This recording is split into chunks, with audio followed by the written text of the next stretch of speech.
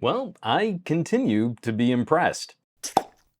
My third pair of EarFun, and they are fun for your ears. EarFun sent the Air Pro 2 ANC my way to take for a test drive and share my thoughts. This brand continues to rock my socks for offering solid tech features at crazy affordable prices. These videos are starting to sound like Crazy Eddie's warehouse, and the Air Pro 2 are no exception. These earbuds have that AirPod look, the lower stalk that kind of hangs off the ear like you cut the cable off some corded earbuds, and they aren't the deepest insertion, so that'll probably be handy for folks who don't like their earbuds going in super deep. The arm angles in just a way that it's a bit trickier for me to seat in my left ear, get a really complete fit blocking out all the noise. But of course, earbud fit is always super personal. Your mileage will vary. Otherwise, they look good. Nice and simple, really clean. They're earbuds. I don't ever look at myself while wearing them, so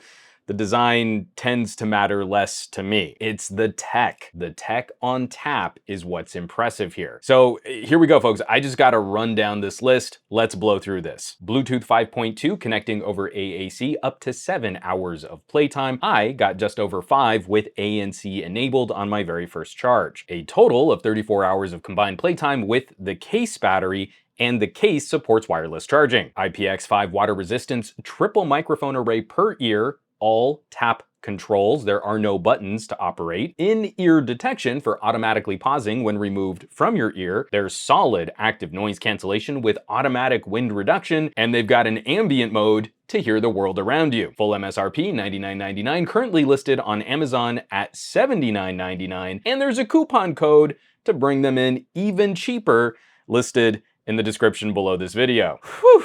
Piece by piece, I can easily think of earbuds that handle individual features better, but I'm hard-pressed to think of any that combine this total spec sheet and arrive at around half the price of some basic AirPods. Starting with operation, this is my favorite kind of layout for controls. Single tap for volume. That's the correct way to do this. Left ear is volume down, right ear is volume up, and it only takes one click per ear to adjust your volume. Double tap works for play pause or to answer a phone call, triple tap for skipping tracks, long pressing on your right ear fires up your assistant, and long pressing on the left cycles through your ANC options. This is perfect. I love this. This is absolutely my favorite lineup of controls. Everything is exactly where I'd want it to be. Getting into the specifics of some of these features, the ANC isn't the most powerful that I've tested, but it does have a really natural vibe to it. The better the buds fit in your ear, the better this effect will be. As I mentioned, I had some issues on my left ear because of my unique biology. But back to the technical side of this, the ANC here isn't as brutally powerful as some of the other buds I've reviewed. This has a nice balance to it. People who are concerned about that stuffy ear feeling will probably like these better. And it still will help reduce noise in your general environment,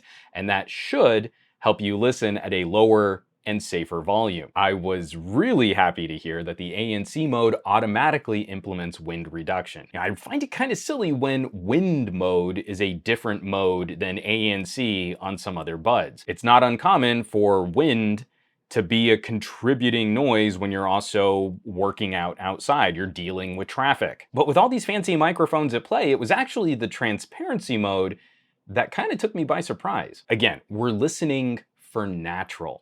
And of course, there are more expensive buds and headphones that can sound better. But EarFun's solution here is clear and accessible. I don't hear a lot of that artificial hype. Some of these pass-through modes can have sort of a higher frequency whine, or they're artificially amplifying the world around you. And here, the world doesn't sound augmented to my ears. It's really good. Not good for cheap buds. I'm not trying to diminish it. It's just plain really good. This is a competitive feature across the landscape of true wireless. And of course, the all-important call quality test, which we know isn't really a test of call quality. That has to do with like your network and your coverage and signal transmissions and all that stuff. But here, recording locally, we can at least get a sense of what the microphones are going to do. And it's actually pretty decently breezy right now. Like there's some air moving. So I'm hoping that that's going to translate well to this as some kind of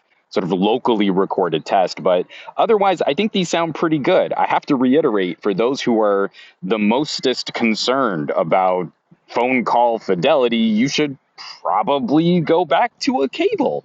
Bluetooth is not a high fidelity signal transmission, but everything compared, all factors considered, and especially for the price, I think we're doing pretty good on these EarFun. If we're missing anything from the tech side, there is no auto pairing. Now, if you're used to that on like some Pixel Buds, for example, if you open the case here, your phone isn't going to automatically find these earbuds. You do have to go into your Bluetooth settings. I also wish we had more proactive interactions with the assistant, like notification alerts or voice activation. If you use the assistant, it's going to be through a case tap on the bud. There's no voice command that's going to auto launch. And unlike the EarFun Free Pro, we don't seem to have a special low latency mode on these earbuds that I can find. Someone please correct me in the comments if I missed it. Latency isn't bad. It's generally fine, even for some light gaming, but they do fall just far enough behind that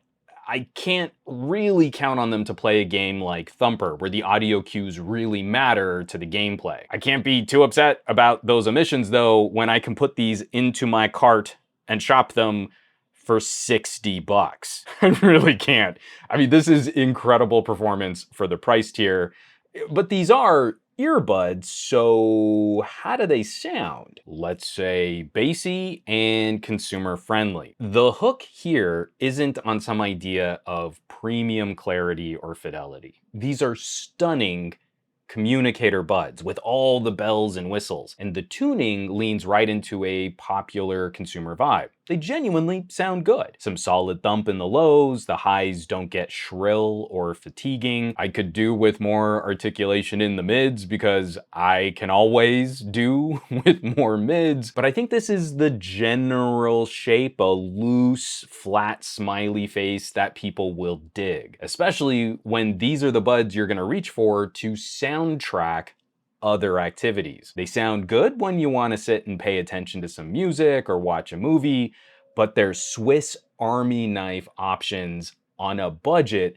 for nearly any activity you might choose to use them for. And I can't find any major stumbles here. Every feature works how I would expect it to and works better than the price tag would indicate. It's maybe the tough spot for this brand. It's the sticky situation that EarFun finds themselves in. They sell a pair of good earbuds called the Free 2. I reviewed them recently on this channel. Those earbuds are solid, and on sale it's easy to find them for 40 bucks. But if you can spend the extra 20, the addition of ANC is completely and totally worth the extra 20 bucks. EarFun's toughest competition is against themselves. It's exactly products like these that I think help move the needle on Bluetooth and true wireless. It's not just cutting the cable with some cheap garbage. It's finding those opportunities to really compete on price with feature complete solutions like these. Saving some cash is great,